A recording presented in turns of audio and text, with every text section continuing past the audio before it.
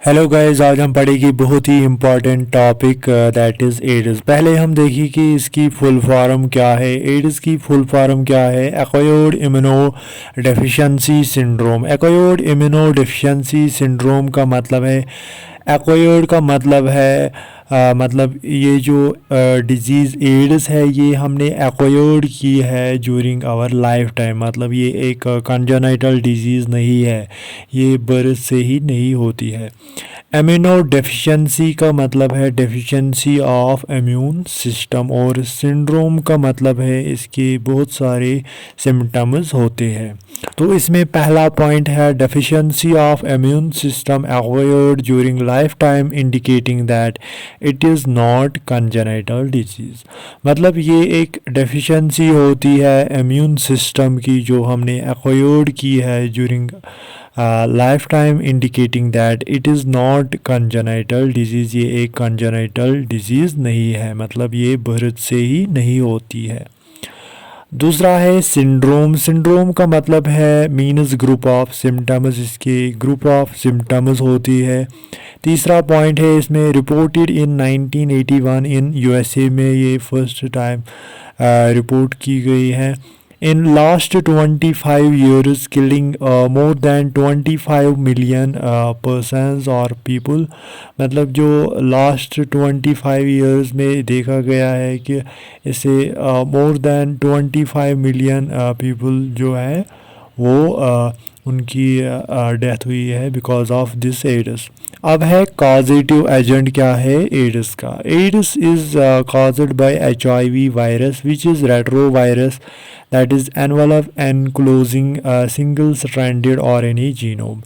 Ads किससे होता है? एक वायरस है, उसको बोलते हैं human immuno virus which is retro virus. ये एक रेट्रो वायरस है। रेट्रो वायरस का मतलब है जिसका सिंगल स्ट्रैंडेड RNA जीनोम होता है। अब है ट्रांसमिशन, मतलब ये कैसे ट्रांसमिट होता है from one person to another person. AIDS is only transmitted through body fluid. मतलब जो ये एड्स है ये सिर्फ बॉडी फ्लूइड से ट्रांसमिट होता है। जब दो बॉडी फ्लूइड्स कांटेक्ट में आते हैं तो ये ट्रांसमिट होता है। अब है कुछ ट्रांसमिशन, मतलब किस किस तरह से ये ट्रांसमिट होता है। पहला है sexual contact with infected person. दूसरा है ट्रांसफ्यूजन ऑफ कंटेमिनेटेड ब्लड। तीसरा है शेयरिंग ऑफ इन्फेक्टेड नीडल्स, अगर शेयर करेगी।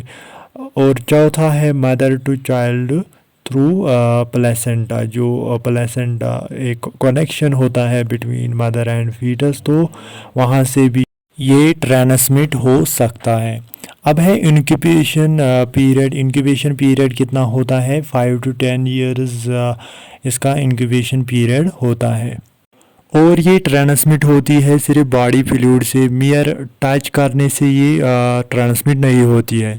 अब है how HIV enters in our body. मतलब ये HIV वायरस कैसे एंटर होता है हमारी बॉडी में।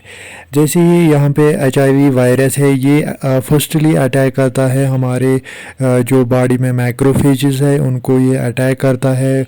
वहाँ पे क्या होता है HIV वायरस का जो ये RNA होता है सिंगल स्ट्रैंडेड RNA वो कन्वर्ट होता है वायरल DNA में with the help of enzyme that is called reverse transcriptase, और इस प्रोसेस को बोलते हैं टैमिनिज्म।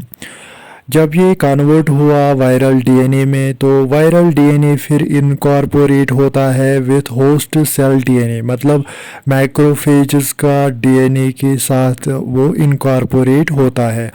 एज ए रिज़ल्ट जो ये मैक्रोफेजेस है ये प्रोड्यूस करते हैं viral particles that is HIV virus particles ये प्रोड्यूस करते रहते हैं, और ये they become factories of viral particles. मतलब ये वायरल पार्टिकल्स प्रोड्यूस करते रहते हैं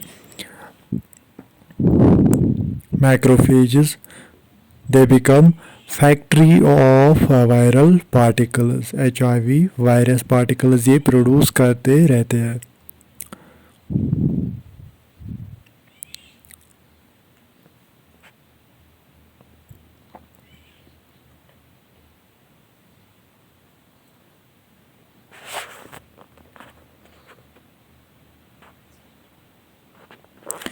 तो ये मैंने यहाँ पे लिखा फैक्ट्री ऑफ वायरल पार्टिकल्स, मतलब जो ये मैक्रोफेजेस है ये क्या होते हैं, फैक्ट्री ऑफ वायरल पार्टिकल्स, ये बनते हैं, ये प्रोड्यूस करते रहते हैं वायरल पार्टिकल्स।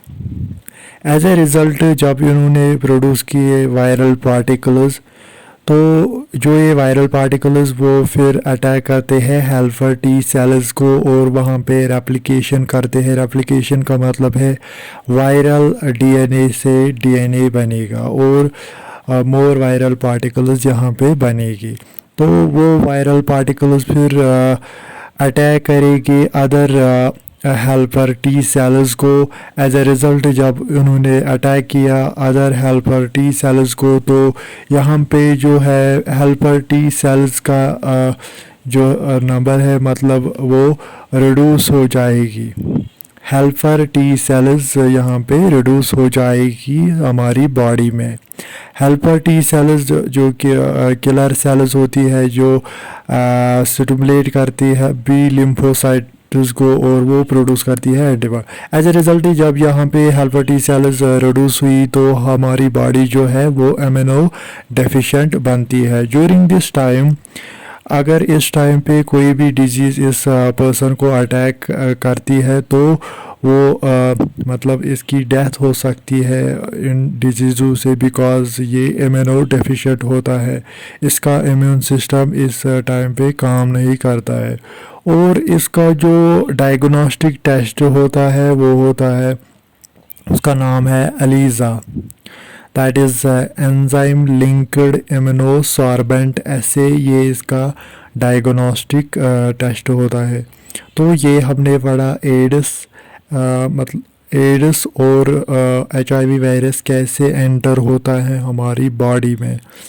आई होप आपको ये समझ आया होगा। तो this was all about ads.